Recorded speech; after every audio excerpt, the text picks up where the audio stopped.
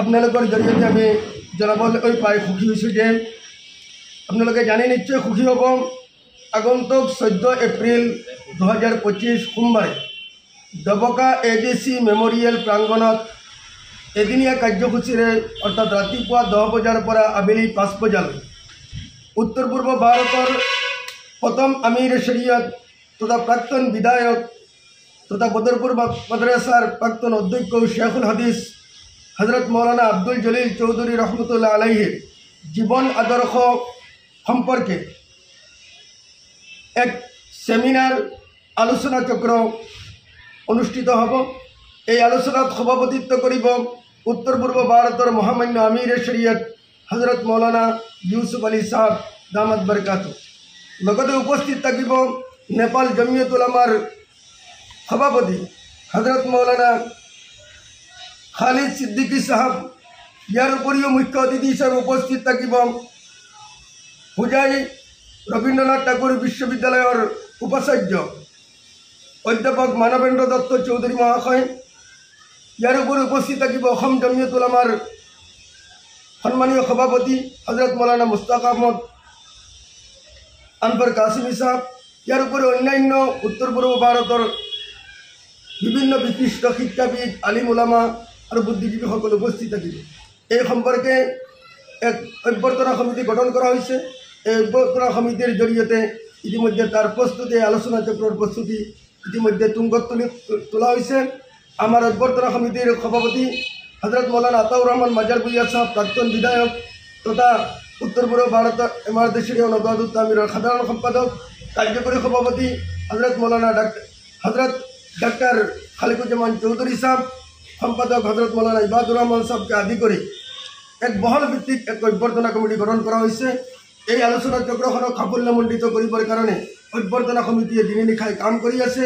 আপোনালোকৰ জৰিয়তে মই অভ্যৰ্থনা সমিতিৰ প্ৰচাৰ সম্পাদক হিচাপে অসমৰ জনসাধাৰণ তথা উত্তৰ পূৰ্ব ভাৰতৰ এমআৰডি শৰীয় নবাদুত তামিৰৰ কৰ্মকৰ্তা তথা সকলো দিনদৰদী তথা অসমৰ জনসাধাৰণক মই আহ্বান জনাইছোঁ, অনুৰোধ জনাইছোঁ আপোনালোকে উক্ত আলোচনা চক্ৰত উপস্থিত হওক। আপোনালোকৰ আপ্যায়নৰ কাৰণে আমি প্ৰস্তুত হৈ আছোঁ। চক্ৰক সংগতি ৰাখি এখন স্মাৰক গ্ৰন্থ অৰ্থাৎ তেওঁৰ জীৱন আদৰ্শৰ ওপৰত এখন স্মাৰক গ্ৰন্থ প্ৰকাশ কৰা হ'ব সেইদিনাখন। গতিকে আপোনালোকৰ জৰিয়তে এই অনুষ্ঠানত সকলো আহি উপস্থিত হ'বৰ কাৰণে দাবত জনাইছোঁ। মুখত উপস্থিত সাংবাদিক বন্ধুসকল, ইতিমধ্যে আমাৰ প্ৰচাৰ সম্পাদক ডাঙৰীয়া আপোনালোকৰ আগত 14 এপ্ৰিলৰ যি আলোচনা চক্ৰ মৰহুম আমিৰ শৰীয়ত আব্দুল জলিল চৌধুৰী ৰহমতুল্লাহ আলাইহি নামত যিখন আলোচনা চক্ৰ হ'ব ডবকাস্থিত ADC মেমৰিয়েল হলত, ইয়াৰ আমাৰ অভ্যৰ্থনা কমিটিৰ তৰফৰ পৰা ইতিমধ্যে আমি সমূহে সকলো দিশতে আগবাঢ়িব লৈছোঁ। আমি আশা ৰাখিছোঁ বিশেষকৈ আমাৰ এই হোজাই তথা নগাঁও জিলাৰ আমাৰ যিমান নবাদুত তামিৰৰ কৰ্মীবৃন্দ আছে আৰু বিভিন্ন সম্প্ৰদায়ৰ দিন দৰদী তথা বুদ্ধিজীৱীসকল ৰাইজ আছে, সকলোকে আমি এই আপোনালোকৰ জৰিয়তে আহ্বান জনাইছোঁ যাতে এই যিটো অনুষ্ঠান এজন অতি বিজ্ঞ আলিম আছিলে, ৰাজনীতিবিদ আছিলে, সমাজ সংস্কাৰক আছিলে।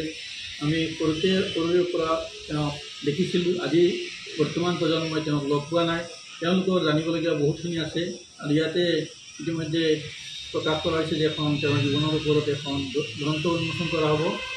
এই গ্ৰন্থ উন্মোচন কৰিব আমাৰ হুজাই ৰবীন্দ্ৰনাথ ঠাকুৰ ইউনিভাৰ্চিটিৰ উপাচাৰ্য মহোদয়। গতিকে ইয়াৰ জৰিয়তে আমি এই অঞ্চলৰ তথা উত্তৰ পূৰ্বাঞ্চলৰ সমূহ জাতি ধৰ্ম নিৰ্বিশেষে সমূহ ৰাইজক এই অনুষ্ঠানলৈ আমন্ত্ৰণ জনাইছোঁ। তেওঁলোকে আহক। এই 14 তাৰিখ সোমবাৰে দিনৰ 10 বজাৰ পৰা আবেলি 5 বজালৈকে এই অনুষ্ঠানত থাকি অনুষ্ঠানখন সাফল্যমণ্ডিত কৰিবৰ কাৰণে সহযোগিতা সহায় সহযোগিতা আগবঢ়াবলৈ আমি অভ্যৰ্থনা কমিটিৰ ফালৰ পৰা অনুৰোধ জনাইছোঁ।